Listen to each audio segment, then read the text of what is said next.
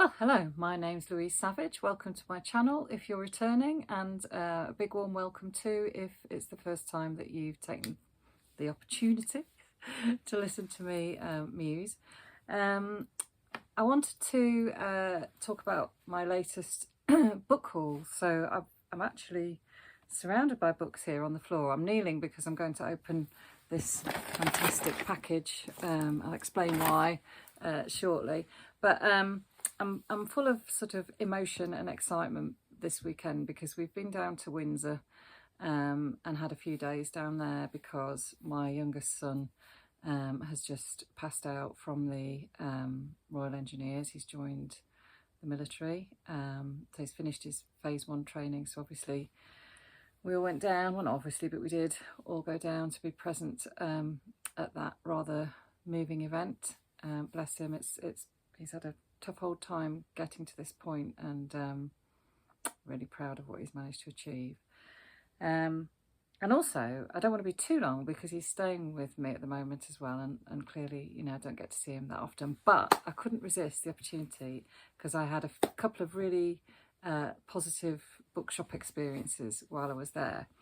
So the first thing we did, my husband and I visited a really nice coffee shop just over the bridge at Windsor in towards Eton, and there was an antique, I think it's called the Antique Bookshop, just over the other side of the bridge, and it was one of those shops, and I looked and I thought they'd got sort of stacks of secondhand books in boxes outside. I had a quick look at those, and I wasn't sure whether it was going to be, because it had lots and lots of really beautiful editions of old books, and I thought it might be one of those shops where everything was all a bit too old and fusty and might be quite expensive, and you know, I was a little bit wary of going in, shall we say, and just shows you my prejudices. I need to learn, because the staff couldn't have been nicer. There were some fantastic books in there. It was like a book museum in a way. Lots and lots of editions that I recognised from childhood, which I really enjoyed.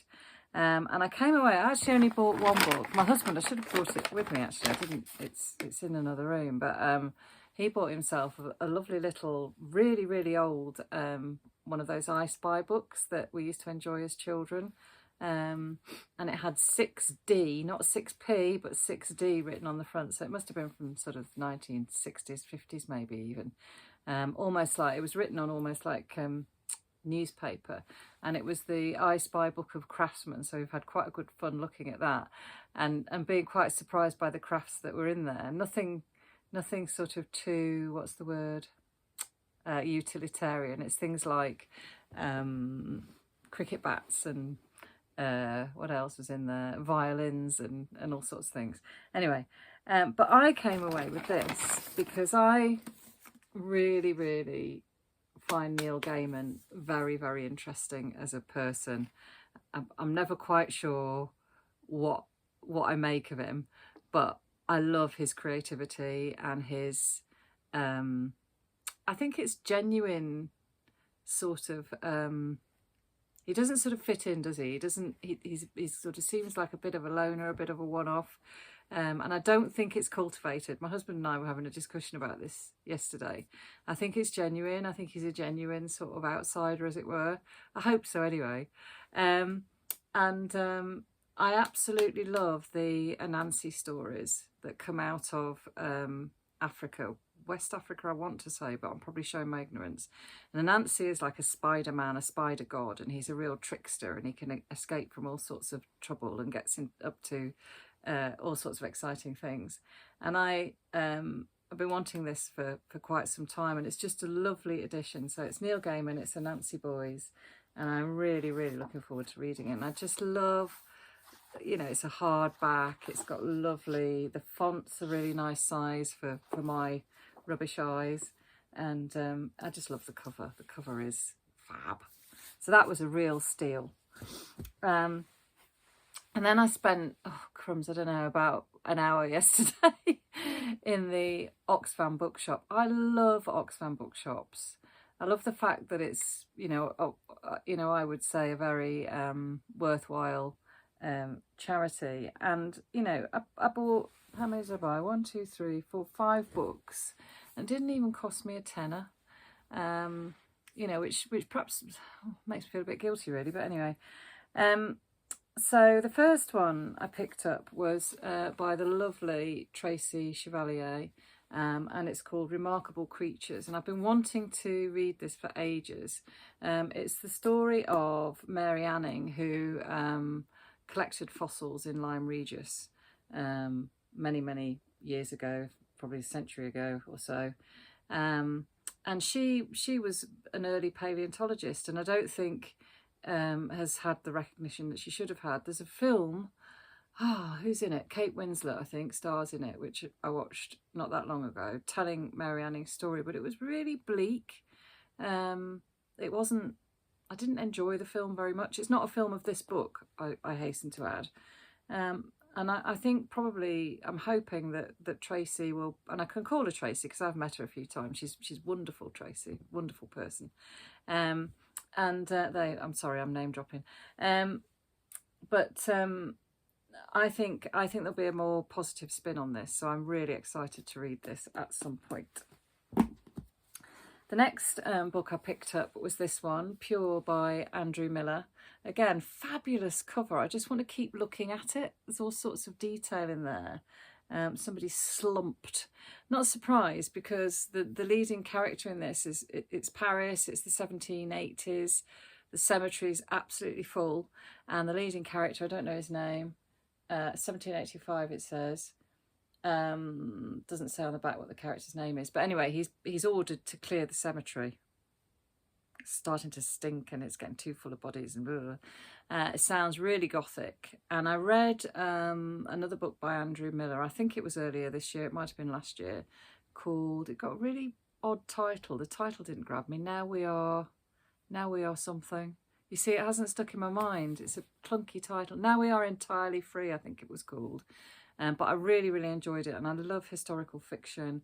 I love a bit of a gothic vibe, especially when it's starting to get dark, sort of, you know, autumn, curling up with a book more maybe in the evening. So there we go, that's Pure by Andrew Miller. I also picked up The Fortune Men by Nadifa Mohamed, which was on the Booker shortlist, must have been last year. And also I think it made it to the Costa list. And I know that this is set in Cardiff, isn't it? What's the name of the bay where Shirley Bassey came from? Does it say? Tiger Bay, that's right. But it tells the story of somebody, I think, who's wrongfully accused of murder. So, and again, I love stories with a sort of moral cause behind them. So this is like I don't know, I mean, I haven't read it yet, but I'm hoping it'll be a sort of slow unpicking of how that whole corrupted morality plays out. I picked up this. I mean, I couldn't resist it, partly because of the book itself, the actual, you know, form of it. I don't know if you can see that because there's a lot of glare on the camera, but it's just gorgeous. It's one of these really old-fashioned, it looks like it probably was a library book at some point, and I'm not convinced that's not her signature in the front. It looks like it could be. But Gita, Mehta, I read a book that she wrote, I read it quite a long time ago now, called Raj, which I really enjoyed, and this one is called A River Sutra. And I don't know what the premise is, I can't remember what the blurb said. This was purely a purchase because I liked the feel of the book in my hand. I want to sit and read it. It's really light, it's really small, but the font is nice size. And as I say, I know I've read another book by her and really enjoyed it. So more than happy to dive into that. And my final purchase from the wonderful Oxfam bookshop in Windsor was Shiva Naipaul, Fireflies. And this grabbed my attention because it's set in Trinidad, and it tells the story of a Hindu family. And that was quite kind of interesting to me, that sort of combination. So I'm trying to see what it says because I haven't got my glasses on. A rigidly orthodox Hindu family presiding over acres of ill-kept sugarcane and hoards of jewellery, enthusiastically guarded by old Mrs. Koja. They seem to have triumphed more by default than by anything else. Yeah, it just sounds like a really good family saga with a very interesting setting and background and context that I really don't know very much about. So I'm hoping to learn a lot from this book. So it looks like, you know, in the next few weeks, months, I'm going to be travelling all over the world and forwards and backwards in time, which of course is marvellous because that's partly what reading's all about. But I've also got here a box which a certain Simon Savage posted to me, bless him, because we are in the process of reading the shortlist for the Booker Prize. You may or may not be aware of that. If you follow his channel, you'll know. And I so far have read 3 of them. I'm not going to tell you what I thought of them because that will ruin the surprise when I talk to Simon about it. But in here, I'm hoping, he did say, bless him, that he would send me some of the others.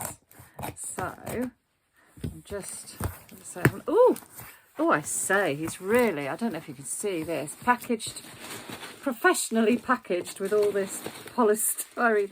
I think it's hopefully the stuff that is environmentally friendly. It looks, yeah, I'm sure it is.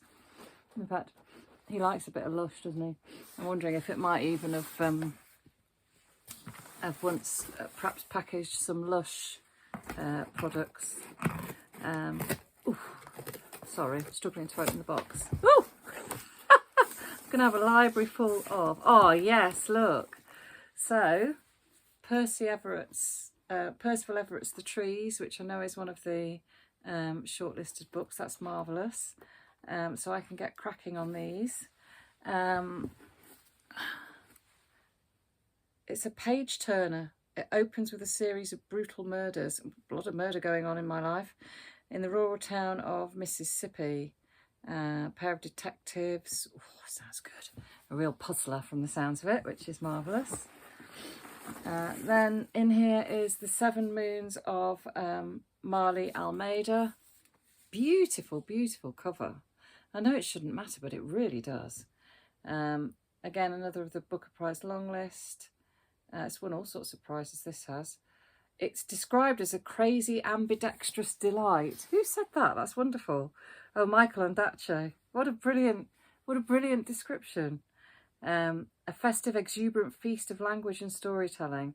And this is the novel that is set in Sri Lanka. Yeah. Oh, can't wait to dive into that. It's a searing satire. And again, murderous mayhem. Oof. And the other Booker shortlisted one that I haven't yet read is Glory by NoViolet, Bulawayo.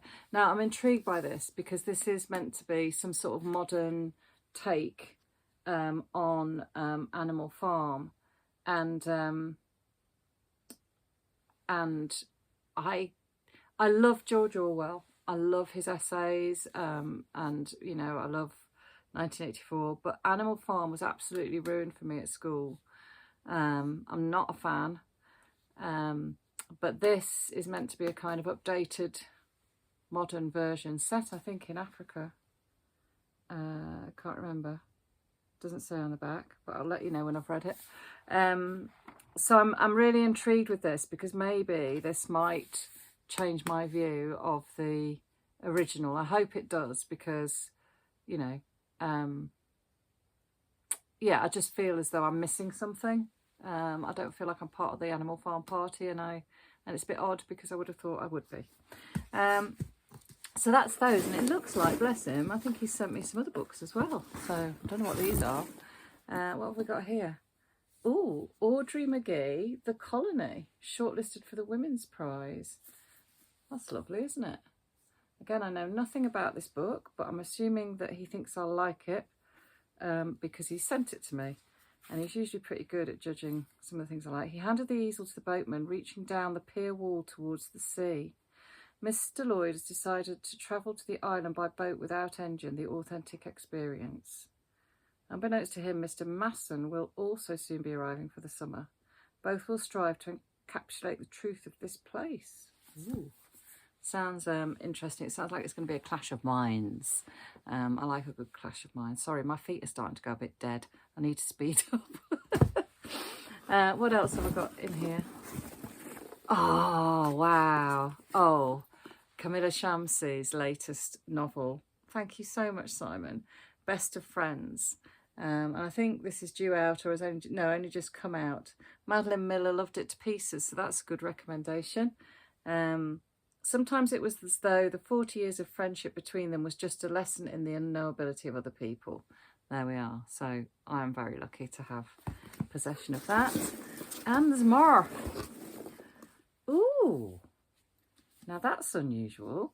Maps of Our Spectacular Bodies by Maddie Mortimer. Is he trying to tell me something? I don't know. Today I might trace the rungs of her larynx or tap at her trachea like the bones of a xylophone. I think this is a book that Simon read recently and really, really raved about and said it was very unusual. I don't think he'd read anything like it. I could be muddling things up because I do sometimes, but I've got a feeling that he sent me this because he's read it and really, really enjoyed it. It's described as original, memorable and shimmering. Certainly the cover is. It's stunning. I love the combination of colours. In fact, it does match my top quite nicely. Anyway, there we go. That's really exciting. Some fantastic books. I don't know when I will finish reading them. I do know that the 3 shortlisted books I've got to read in the next 3 weeks, maybe slightly less than that now, and I'm sure I'll manage that nicely. Anyway, I hope you enjoyed that. Big Ted. I don't know if I've introduced you to Big Ted. My dad brought Big Ted home when I was very small, and I can just about remember him doing it. I think at the time, Big Ted and I were not dissimilar in size. So Big Ted has lived with me all my life. He's looking a little bit worse for wear, but I quite like that. Anyway, it's a goodbye from Big Ted. And it's a goodbye from me, and hopefully be chatting to you all again soon. Take care. Bye.